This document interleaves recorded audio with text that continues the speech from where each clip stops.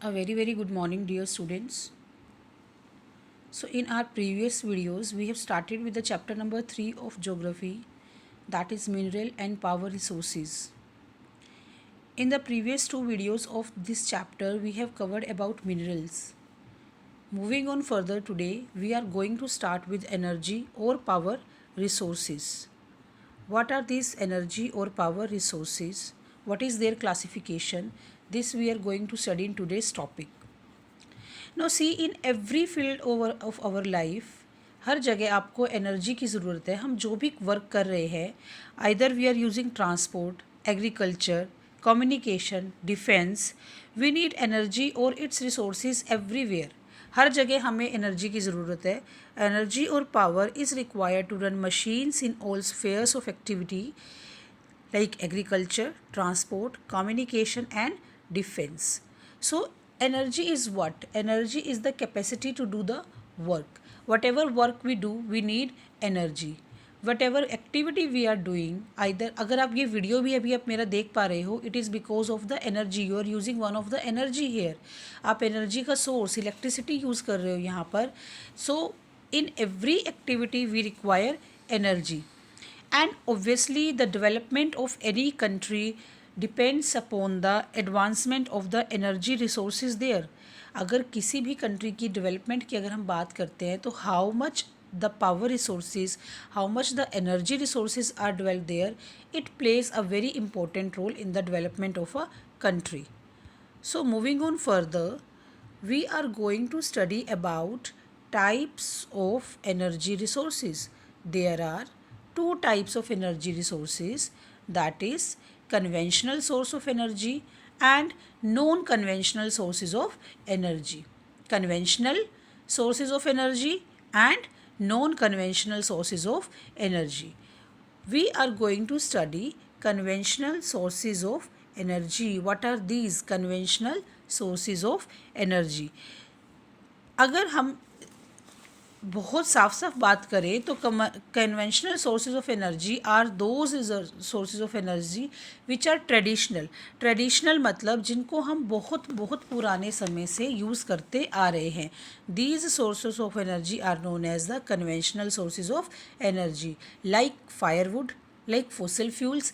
Firewood is what? See, look at the picture here. These women are carrying firewood. Firewood क्या होता है? जब हम लकड़ी को जलाकर, जैसे बहुत पुराने समय में, ट्रेडिशनल टाइम में, even in some villages, even now this time also, people use firewood. लकड़ी को जलाते हैं चूल्हे में और उसको as a energy resource use करते हैं to prepare their food. And then these are exhaustible and these cause a lot of pollution also. जब लकड़ी जलती है, फायरवुड जलती है, तो वो एटमॉस्फेयर में बहुत ज़्यादा पोल्यूशन रिलीज़ करती है. Similarly fossil fuels. Now what are fossil fuels? First of all you should understand fossil fuels. Near about 200 to 250 million years ago, the organisms, like natural organisms like vegetation, like plants, all these buried under the depth of the earth due to natural calamity. Natural calamity की वजह से, earthquake की वजह से, ये जितने भी हमारे नेचुरल वेजिटेशन थी, ये अर्थ में बहुत डेप्थ में बरीड हो गए थे और इनके ऊपर सॉइल की लेयर जमनी स्टार्ट हो गई थी. And due to the heat of the earth depth inside, हमें ये पता है कि जैसे जैसे हम अर्थ में नीचे जाएंगे, अर्थ के नीचे का टेम्परेचर बढ़ता चला जाता है. तो due to the heat inside the earth, these organisms converted into coal and petroleum and natural gases. So these are what? These are fossil fuels. Firewood वैसे तो मैंने आपको क्लियर किया ही है. फायरवुड बहुत ज़्यादा यूज़ होता है हमारी कंट्री में for the cooking and heating purpose. In India and in almost other developing countries also, these are used as, firewood is used as to prepare food which causes a lot of pollution. Then fossil fuels, I have just told you कि fossil fuels बने कैसे. 200 and 250 million years ago, जब ये living organisms अर्थ के नीचे दब गए थे, and due to the heat of the earth these fossil fuels converted, these organisms converted into fossil fuels. And as the firewood, fossil fuels are also exhaustible. Meaning of exhaustible is once they will be used, they cannot be reused again, they cannot be recycled, they will not be used, they are exhaustible. As well as non renewable. Non renewable मतलब इनको हम बहुत short span of time में दोबारा से पार नहीं सकते हैं, because it takes a million of years for their formation. Now, these are, we have studied about conventional source of energy. There are some of the sources जिनकी अब हम classification पढ़ेंगे. Distribution of fossil fuels. Out of these first which we are going to study that is coal, which is very important. Coal, what is coal? See, coal, I have told you, coal is a type of fossil fuels, and on the basis of the carbon content present in the coal, how much carbon content is present in the coal, coal is divided into four categories, that is peat, lignite, bituminous and anthracite. We are going to study all these four types of coal one by one. So first of all, we are going to study about peat. Now what is पीट? पीट एक liquid type का कोल होता है, जो एक solid liquid type का कोल होता है, जिसमें मॉइस्चर कंटेंट बहुत ज़्यादा होता है. इसमें कार्बन कंटेंट 50 to 60% होता है, बहुत ज़्यादा इसमें कार्बन कंटेंट नहीं होता है. एंड यू नो कि जितना ज़्यादा कार्बन कंटेंट होगा वो उतना ज़्यादा जलने में ईजी रहेगा. बट कोल को बर्न कर, ये जो पीट कोल है इसमें कार्बन कंटेंट ओनली 50 to 60% होता है. And it is having moisture content, इसमें मॉइस्चर वाटर कंटेंट बहुत ज़्यादा होता है. Due to this it is a low quality coal, because इसको जब हम बर्न करते हैं, इसको हीट देते हैं, तो ये due to the presence of the moisture content it presents a great deal of smoke. ये बहुत ज़्यादा स्मोक निकालता है. That is why it is not good for burning. It causes a more pollution to the atmosphere.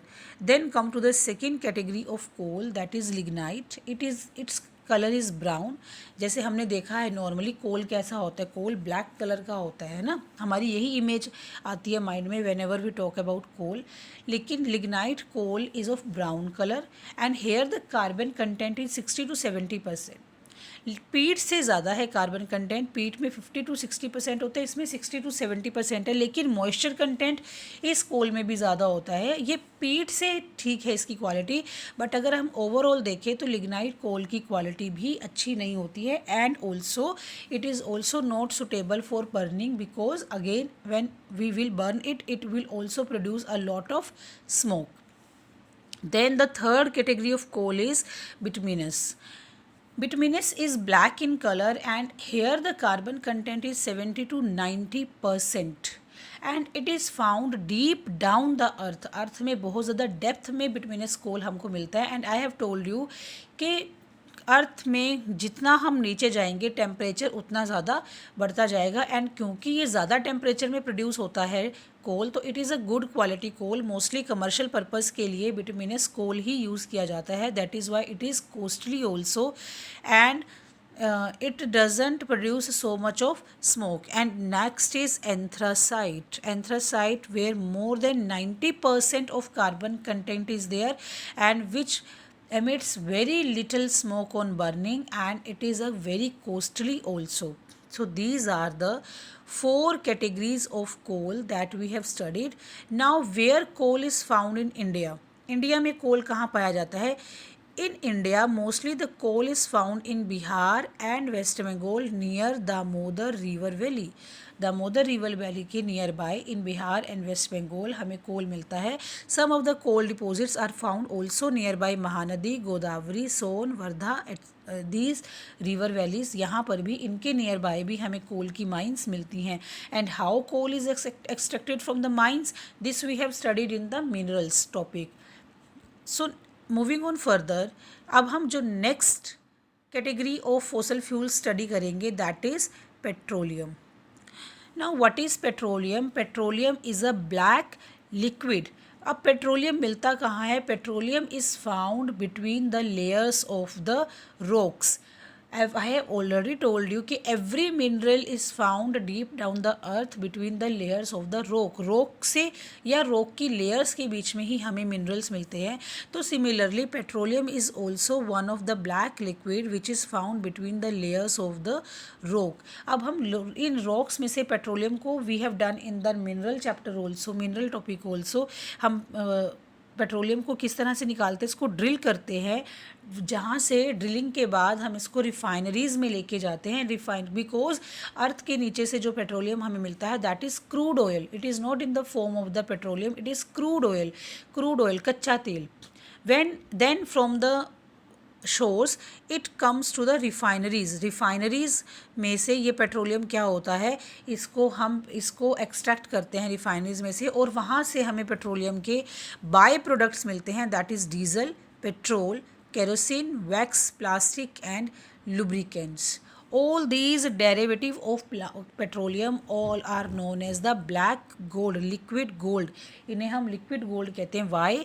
Because petroleum को हम एक nodal industry का name भी दे सकते हैं.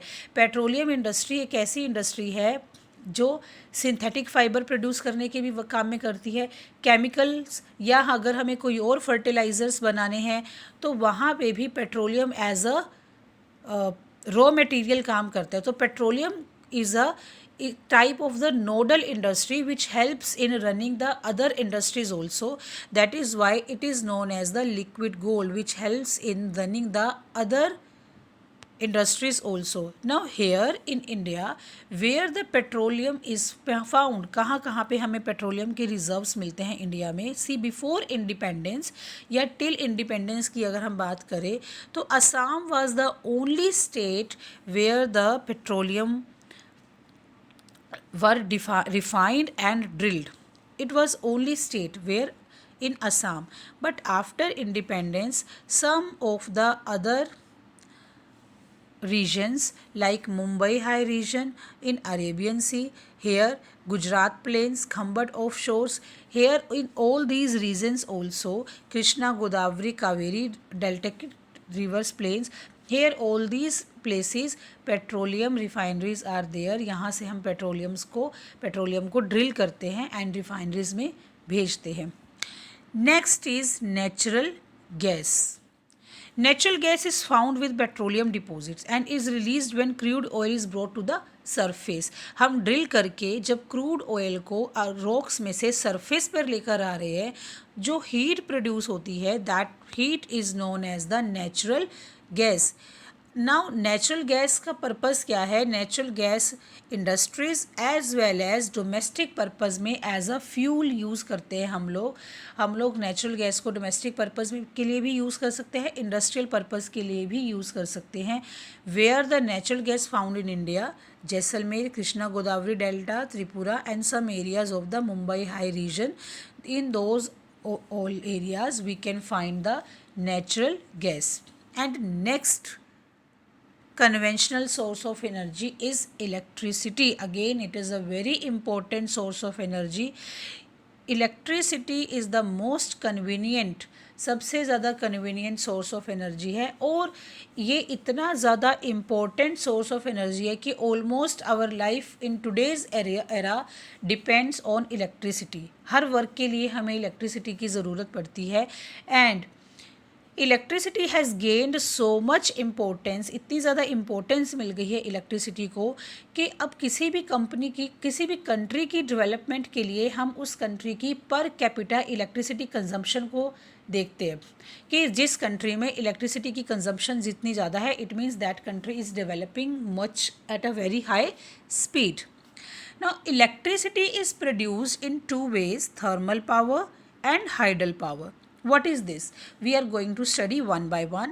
थर्मल पावर में क्या करते हैं? थर्मल पावर से इलेक्ट्रिसिटी कैसे प्रोड्यूस होती है? थर्मल पावर प्लांट्स होते हैं जहाँ पर कोल, मिनरल ऑयल और नेचुरल गैसेस को बर्न किया जाता है, और जब हम इनको बर्न करते हैं हीट प्रोड्यूस होती है. जो इलेक्ट्रिसिटी होती है वो टरबाइंस से प्रोड्यूस होती है. टरबाइंस क्या होती है?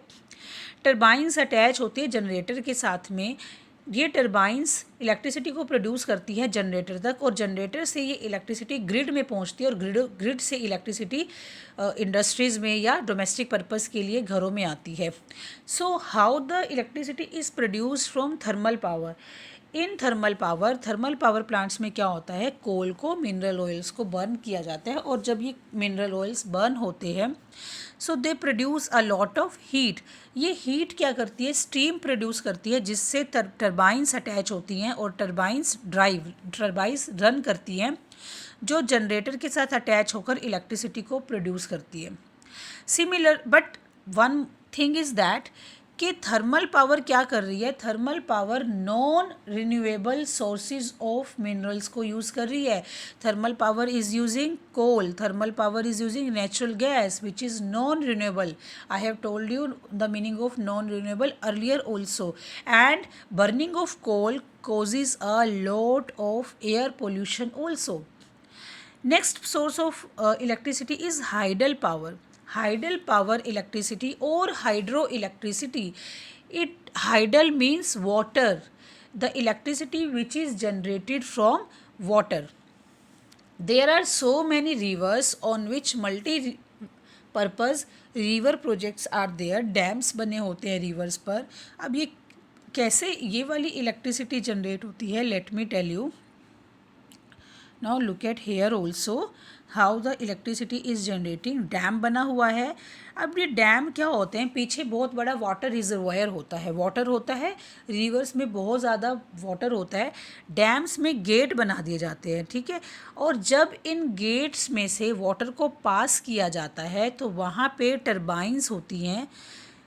ये वाटर जब गिरता है नीचे, उस गिरने से जो एनर्जी होती है वो इन टरबाइंस को रन करती है, और टरबाइंस से एनर्जी वो जनरेटर तक पहुंचती है. ये जनरेटर इलेक्ट्रिसिटी जनरेट करके ट्रांसफार्मर तक पहुंचाते हैं, जहां से इलेक्ट्रिसिटी ग्रिड्स के through industrial as well as commercial purpose के लिए यूज़ की जाती है. So these are some of the conventional sources of energy which we have studied. In our next video we will study about the non-conventional source of energy. Hope you understood the today's topic. Thank you.